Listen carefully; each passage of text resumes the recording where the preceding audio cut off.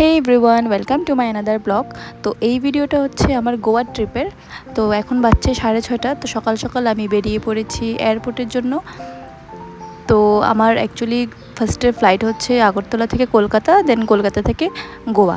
তো সকাল 8:30 ফ্লাইট ছিল। তো ভীষণ বিরক্তিকর এই টাইমটা। তো সকাল সকাল ঘুম থেকে উঠে আমি চলে এসেছি এখন এয়ারপোর্টে। আজকে আমি গাড়ি করে আসিনি, আমি আজকে স্কুটি করে এসেছি, যেহেতু আমার লাগেজ কম।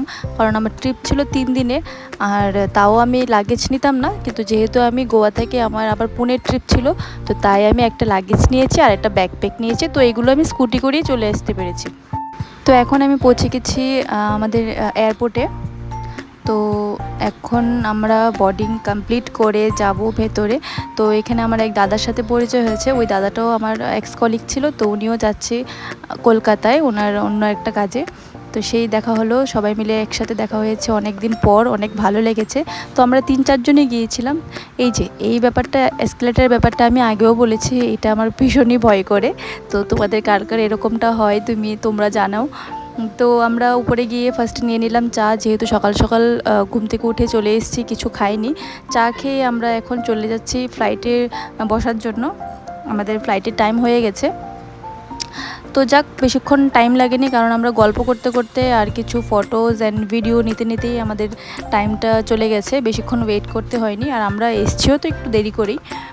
তো বাস আমরা এখন ফ্লাইটে বসছি।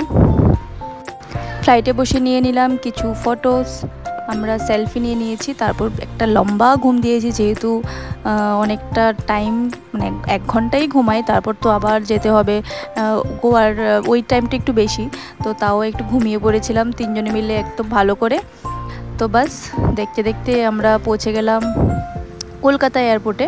আর কলকাতা তো যেতে বেশিক্ষণ লাগেই না, তোমরা অনেকেই জানো। তো নামার পর ভীষণ খিদে পেয়েছিল, তারপর খেয়ে নিলাম একটু ব্রেকফাস্ট। তো হ্যাঁ, বলতে পারো ব্রেকফাস্টে কোক কেন খেয়েছি, কারণ আমার কোক খাওয়ার জন্য ভীষণ মন চাইছিল।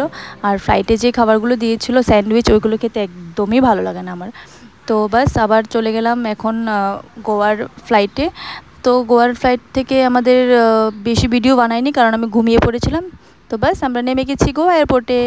তো পুরো ট্রিপটাই তোমাদের সাথে শেয়ার করব। আজকের জন্য এই পর্যন্তই।